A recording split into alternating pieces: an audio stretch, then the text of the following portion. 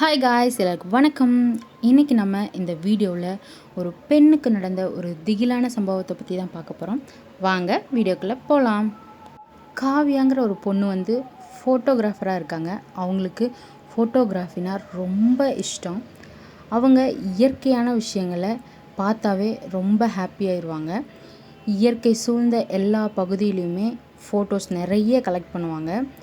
காடு, மலை, அங்கே இருக்க மிருகங்கள், இதை எதை பார்த்தாலுமே அவங்களுக்கு ஃபோட்டோகிராஃபி தான் ஃபஸ்ட்டு ஞாபகம் வரும். அப்படி ஒரு நாள் அவங்களுக்கு சொந்தமான அவங்களோட பண்ணை வீட்டுக்கு இவங்க போகிறாங்க. அந்த பண்ணை வீடு மலைக்கு அடிவாரத்தில் இருக்குது. அவங்க அங்கே போய் சேரும்போது சூரியன் மறையிற நேரம் ஆயிடுச்சு. அந்த பொண்ணு ஃபோட்டோ எடுத்துக்கிட்டே காட்டுக்குள்ளே ரொம்ப தூரமாக போயிட்டா. அப்படி அவள் போய்கிட்டு இருக்கும்போது மேகமெல்லாம் இருட்டாக தொடங்கிடுச்சு. சரி, அங்கேருந்து கிளம்பலாம் அப்படின்னு சொல்லிட்டு அவளோட கேமரா எல்லாமே எடுத்துக்கிட்டு அந்த காட்டிலேருந்து வெளியே போகிறதுக்காக அவள் கிளம்பிகிட்ருக்கா. அப்போது அந்த கேமரா லென்ஸ் வழியாக பார்க்குறா. அங்கே இருக்க ஒரு மரத்துக்கு பின்னாடி ஒரு உருவம் நின்றுட்டு அவளையே பார்த்துட்ருக்க மாதிரி அவளுக்கு தோணுது. அது என்னவா இருக்கும் அப்படின்னு சொல்லிட்டு அவள் கேமராவை கீழே இறக்கிட்டு பார்க்குறா. அப்போது அவளுக்கு அந்த உருவம் தெரியலை. மறுபடியும் அவள் அந்த கேமராவோட லென்ஸ் வழியாகவே அந்த உருவத்தை பார்க்கலாம் அப்படின்னு சொல்லிட்டு பார்க்குறா. அப்போது பார்த்த உடனே அவளுக்கு ரொம்ப அதிர்ச்சி ஆயிடுச்சு. அந்த மரத்துக்கு பின்னாடி இருந்த உருவம் இப்போது அந்த மரத்துக்கு முன்னாடி நின்றுட்டுருக்கு. அந்த உருவத்தை பார்க்கும்போது அது ஒரு பெண் மாதிரி தெரியுது. அந்த பெண்ணோட தலைமுடி ரொம்ப நீளமாக இருக்குது.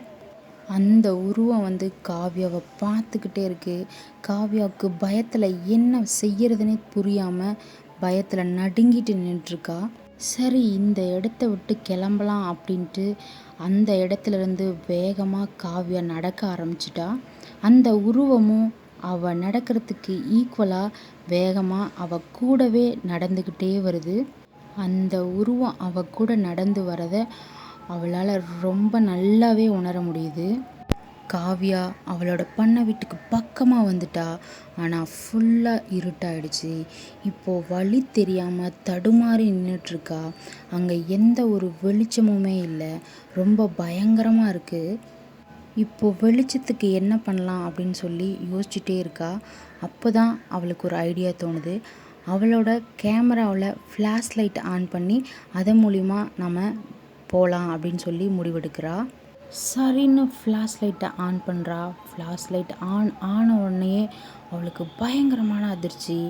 அந்த உருவம் ஒரு 10 அடி தூரத்தில் நின்றுட்டு அவளை பார்க்குற மாதிரி தெரியுது. அவள் உடனே ஃப்ளாஷை ஆஃப் பண்ணுறா. மறுபடியும் 2வது டைம் ஃப்ளாஷ் ஆன் பண்ணி பார்க்குறா.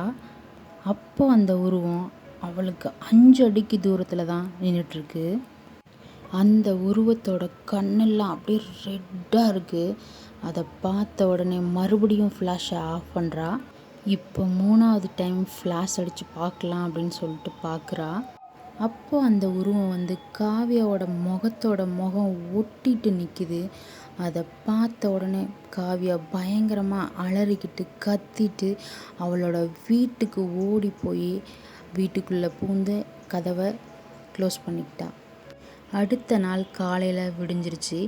இப்போ காவ்யா சரி அந்த கேமராவில் இருக்கிற நம்ம ஃபோட்டோவை எடுத்து பார்க்கலாம் அப்படின்னு சொல்லிட்டு அவளே தைரியம் சொல்லிட்டு இப்போது அந்த கேமராவை எடுத்து பார்த்துட்ருக்கா. அதை பார்த்த உடனே காவ்யா ரொம்ப அதிர்ச்சி ஆகிறா. அந்த கேமராவில் ஒரு ஃபோட்டோ கூட இல்லை. ஆனால் கடைசியாக ஒரே ஒரு ஃபோட்டோ மட்டும் இருக்குது. அந்த ஃபோட்டோவை அவள் பார்க்கும்போது காவ்யாவுக்கு பின்னாடி அந்த பேய் நின்று சிரிச்சிட்ருக்கிற மாதிரி அந்த ஃபோட்டோ பதிவாயிருக்கு. அந்த ஃபோட்டோவை பார்த்த உடனே காவ்யா ரொம்ப அதிர்ச்சியாகி நின்றுட்டுருக்கா. அந்த ஃபோட்டோவில் அவளுக்கு பின்னாடி தெரிகிறது பேயோட உருவம் மட்டும் இல்லை. அந்த பேயோட கைகள் காவ்யாவோட தோள் மேலே வச்சிருக்க மாதிரி அந்த ஃபோட்டோ இருக்குது. அதை பார்த்த உடனே காவ்யாவுக்கு பயங்கரமான அதிர்ச்சி. அந்த கேமராவை அங்கேயே கீழே போட்டுட்டு அந்த வீட்டிலேருந்து வெளியே போகிறதுக்காக ட்ரை பண்ணுறா. அவளோட பேகு, கேமரா, அவளோட திங்ஸ் எல்லாத்தையும் எடுத்துட்டு அவள் கார் நிப்பாட்டி இருக்கிற இடத்துக்கு வேகமாக போய் அவளோட காரை ஸ்டார்ட் பண்ணுறா. ஸ்டார்ட் பண்ணி ரொம்ப வேகமாக அந்த மலை அடிவாரத்திலிருந்து வெளியே வந்துடுறா. அப்போ தான் அவள் யோசிக்கிறா, இனிமே இந்த இடத்துக்கு வரவே கூடாது அப்படின்னு நினச்சிக்கிட்டே வேகமாக வண்டியை ஓட்டிகிட்டு போகிறா. அவள் காரை எடுத்து ஒரு 2 மணி நேரத்துக்கு மேலே ஆயிருக்கும். அப்போ தான் அவள் சிட்டியவே ரீச் ஆகிறா. அங்கே சிக்னல் போட்டதுனால அந்த சிக்னலில் அவள் வெயிட் பண்ணுறா. அங்கே பயங்கரமான கூட்டமாக இருக்குது. சுற்றியும் முற்றியும் பார்க்குறா. அங்கே இருக்க மக்கள், வண்டி இதை எல்லாத்தையும் பார்த்ததுக்கு அப்புறம்தான் அவளுக்கு உயிரே திரும்பி வந்த மாதிரி இருக்குது. அதுக்கப்புறமா அவளோட காருக்குள்ளே இருக்க அந்த கண்ணாடியை அவள் அட்ஜஸ்ட் பண்ணுறா. அப்போது அந்த கண்ணாடியை பார்த்த உடனே காவ்யா பயங்கரமாக நடுங்கி போகிறா. காருக்கு பின்னாடி இருக்க சீட்டில் அந்த ஃபோட்டோவில் பார்த்த அந்த பெண்ணோட உருவம் தெரியுது. அந்த பெண்ணோட சிவந்த கண்கள் காவ்யாவே அப்படியே உத்து பார்த்துக்கிட்டே இருக்குது. அப்படியே கொஞ்சம் கொஞ்சமாக மெதுவாக அதோட கையை நீட்டி காவ்யாவோட தோள் மேலே அதோட கையை வைக்குது. அப்படியே காவ்யாவோட காதுக்கு ரொம்ப பக்கமாக நீ எங்கே போனாலும் என்னால் வர முடியும். ஏன்னா நான் உன்னோட கேமராவில் இல்லை, உன்னோட நினைவில் தான் நான் இருக்கேன் அப்படின்னு சொல்லி அந்த பெண் உருவம் காவ்யாவோட காதில் சொல்லுது. அந்த நேரம் பார்த்து சிக்னலும் பச்சை நிறமாக மாறுது. ஆனால் காவ்யாவோட கார் மட்டும் அந்த இடத்துல இருந்து நகரவே இல்லை.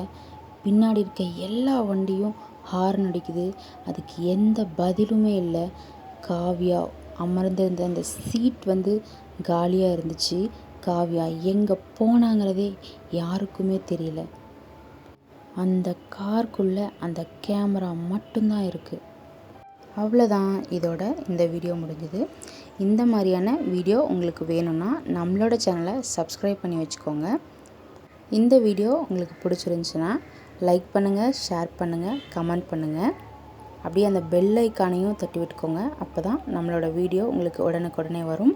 தேங்க்ஸ் ஃபார் வாட்சிங். பாய்.